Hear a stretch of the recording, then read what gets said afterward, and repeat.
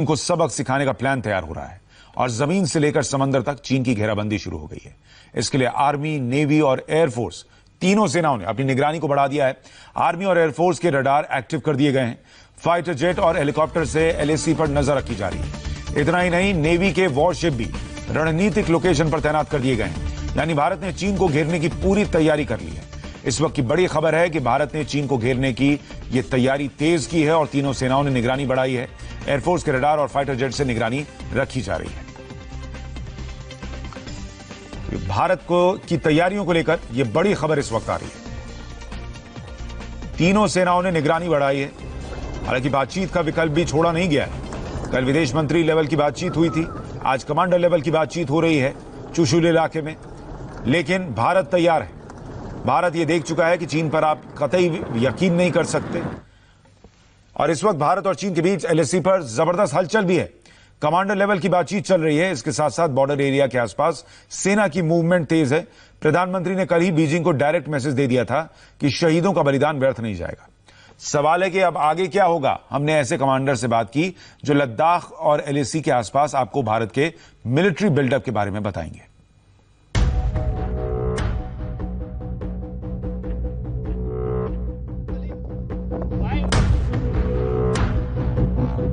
मैं देश को भरोसा दिलाना चाहता हूं, हमारे जवानों का बलिदान व्यर्थ नहीं जाएगा। प्रधानमंत्री के इस बात का सीधा मतलब है चीन अपनी गलती माने और पीछे हट जाए। अप्रैल में जहां वो था वहीं वापस पहुंच जाए और पूरी दुनिया के सामने अपनी गलती माने। अगर चीन ने ऐसा नहीं किया तो बात बहुत दूर तलक जाएगी, क्योंकि लाइन ऑफ एक्चुअल कंट्रोल पर इस वक्त सिचुएशन बॉइलिंग पॉइंट पर है। भारत और चीन की सेनाओं के बीच बैटल ग्राउंड तैयार है। हमने ये रिपोर्ट बनाने के लिए इस इलाके में सेना को लीड कर चुके कमांडर से बात की। उनकी बातें आपको आगे दिखाएंगे, लेकिन पहले देखिए कि 16 से 17,000 फीट की ऊंचाई पर गलवान का इलाका इस वक्त सबसे बड़ा ट्रिगर पॉइंट कैसे बन चुका है। गलवान घाटी उत्तर में दौलत बेग ओल्डी और दक्षिण में दोबर्ग के बीच में पड़ती है। इसी के साथ एक हाईवे है और गलवान घाटी इस हाईवे का एंट्री पॉइंट कहा जा सकता है। और यहाँ जो हाईवे बनाया जा रहा है वहाँ आईटीबीपी और इंडियन आर्मी का बेस भी है। दोबर्ग और दौलत बेग ओल्डी के बीच इसी हाईवे पर चीन की नजर है, क्योंकि यहाँ से भारत जमीन के रास्ते दौलत बेग ओल्डी हवाई पट्टी तक पहुंच रखता है।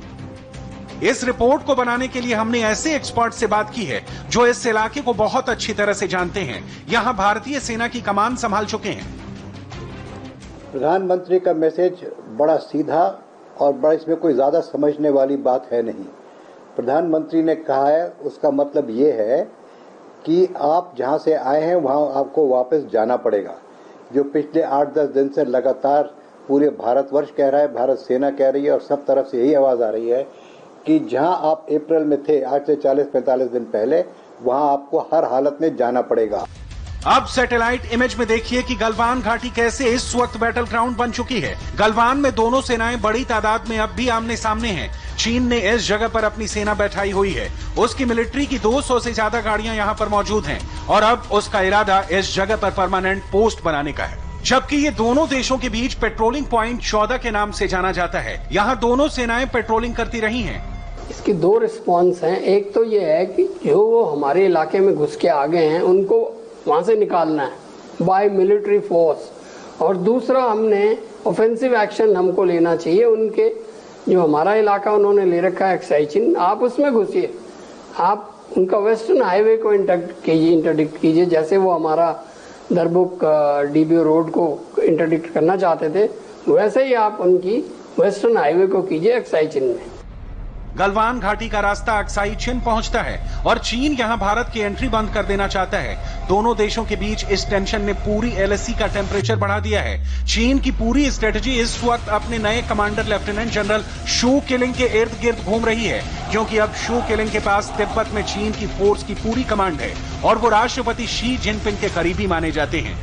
जो मैसेजेस हम सीनियर मिलिट्री लेवल के ऊपर एक दूसरे को दे रहे थे या डिप्लोमेटिक लेवल के ऊपर भी बातचीत हुई है, ज्वाइंट सेक्रेटरी ने उधर से भी बात की है, लेकिन ये जो है मैसेज वेस्टर्न कमांड जो चाइना का है उन्होंने नहीं समझा है या वो इस बात को नहीं मान रहे हैं। हो सकता है कि जो उनका कमांडर है वो ऐसी बात नहीं मानना चाहता और वो कब्जा करना चाहता है गलवान रिवर के एरिया में, जहां से वो लोग जो हमारी सड़क जाती है दौलत बेग ओल्डी की तरफ वो देख सकें। चीन को समझना होगा कि भारत इस वक्त बड़ा फैसला ले सकता है और पहली कोशिश डिप्लोमेटिक तरीके से होगी। डिप्लोमेसी के साथ आर्थिक और मिलिट्री एंगल दोनों शामिल है, लेकिन कोरोना से पूरी दुनिया की अर्थव्यवस्था हिली हुई है और अब मिलिट्री लेवल पर भारत चीन को काउंटर करने से पीछे नहीं हटेगा। जो भी हमारी स्ट्रेंथ है उसको पूरी तरीके से इस्तेमाल किया जाएगा। हम रिटायर्ड लोग ये नहीं बता पाएंगे आपको कि वो कहां और कैसे होगा, लेकिन हम ये अपने तजुर्बे से अवश्य बता सकते हैं कि इसके कोई टैक्टिकल इश्यूज होंगे, इसके कोई स्ट्रेटेजिक इश्यूज होंगे। जरूरी नहीं है कि यहीं पर गलवान पे एक बड़ी भारी अटैक हो जाए और यहीं से उन्हें पीछे भेजा जाए। इसके कई एक मिलिट्री तरीके होते हैं, वो मिलिट्री तरीके हम लोगों को सिखाए जाते हैं, हम लोगों की प्रैक्टिस होती है, हम लोगों की ट्रेनिंग होती है। एक कान खोल के रखना चाहिए। अभी सिर्फ ये मिलिट्री ऑप्शन ही एक ऑप्शन नहीं है, ये भी हमको समझना होगा। चाइना की बहुत सारी वीकनेसेस हैं जो हमारे पकड़ में हैं अभी आज के डेट में, चाहे वो उनका गिलगित बल्तिस्तान में हो या WHO इंक्वायरी हो या ताइवान के साथ हमारा डिप्लोमेटिक रिलेशनशिप बनाने की जो पहल हुई है वो हो, या हमारा जो ऑस्ट्रेलिया के साथ एग्रीमेंट हुआ है टू स्टैब्लिश अ बेस, अभी हमको नेवल बेस बना दें कोको आइलैंड में। ये दोनों उनका जो सी लेन है जो सुंडा स्ट्रेट से आता है और मलाक्का स्ट्रेट से आता है, ये दोनों ब्लॉक हो जाएगा। भारत और चीन की सेना के बीच गलवान अकेला बैटल ग्राउंड नहीं है। लद्दाख में LAC पर 0 डिग्री तापमान वाले 2 और एपीसेंटर हैं जिनके बारे में इस वक्त जानना बहुत जरूरी है। गलवान के दक्षिण की तरफ जाएंगे तो यहाँ पैंगोंग झील है और ये भी LAC से बटी हुई है। ये जगह भी इस वक्त भारत और चीन के बीच बड़ी बैटल ग्राउंड बन चुकी है। यहाँ झील के उत्तरी किनारे की तरफ फिंगर 4 और 5 का इलाका है और इसके बीच अब भी चीन की सेना टेंट लगाकर बैठी हुई है। वहीं गोगरा पोस्ट पर चीन ने अपनी सेना की तादाद बढ़ा दी है। मैं as an ex army commander मैं रेशोज की जरूर बात करूंगा जी। रेशोज जो है जहां टेरेन फ्रिक्शन होती है वहां पे रेशोज की जरूरत होती है। जब बिल्डअप हो जाता है उस वक्त फिर रेशोज की जरूरत होती है इविक्ट करने। लद्दाख में भारत की पोजीशन कई जगह बहुत ज्यादा स्ट्रांग है और वहां चीन की हिम्मत नहीं कि वो भारत का सामना कर सके। ये बात चीन भी बहुत अच्छी तरह से जानता है। लद्दाख में 3 एयर स्ट्रिप यानी हवाई पट्टी हैं जिन्हें भारत ने 2008 के बाद से एक्टिव किया है। ये है दौलत बेग ओल्डी जो इस वक्त चीन के लिए सबसे बड़ी परेशानी बन चुकी है। इसके अलावा LAC के पास फुक्चे और न्योमा में भी हवाई पट्टी है और यहाँ लगातार भारत के ट्रांसपोर्ट विमान ऑपरेट करते रहे हैं। भारत के पास तिब्बत के मोर्चे पर जल्दी फौज पहुंचाने के लिए C-17 ग्लोबमास्टर और C-130J हरक्यूलिस है। भारत के पास अब पूरी कमांडो पलटन पहुंचाने के लिए चिनूक हेलीकॉप्टर है जो फौज के साथ अमेरिका से ही खरीदी गई M777 तोप को भी तैनात कर सकता है। चीन भी जानता है कि भारत की लद्दाख सेक्टर में तैयारी बहुत मजबूत है और अगर मामला खिंचा तो उसको बड़ा नुकसान उठाना पड़ेगा। भारत को सभी उकसावे वाली कार्रवाई रोक देनी चाहिए। चीनी पक्ष से बात करनी चाहिए और बातचीत के माध्यम से विवाद के समाधान के सही रास्ते पर लौटना चाहिए। हम भारत से कोई टकराव नहीं चाहते। भारत ने गलवान घाटी में हुई झड़प को सोची समझी साजिश बताया। विदेश मंत्रालय ने कहा कि गलवान में जो हुआ वो सोची समझी साजिश थी। ये जमीनी हालात बदलने की साजिश है। इससे दोनों देशों के रिश्तों पर असर पड़ेगा। चीन को इसका मूल्यांकन करके सही कदम उठाना चाहिए।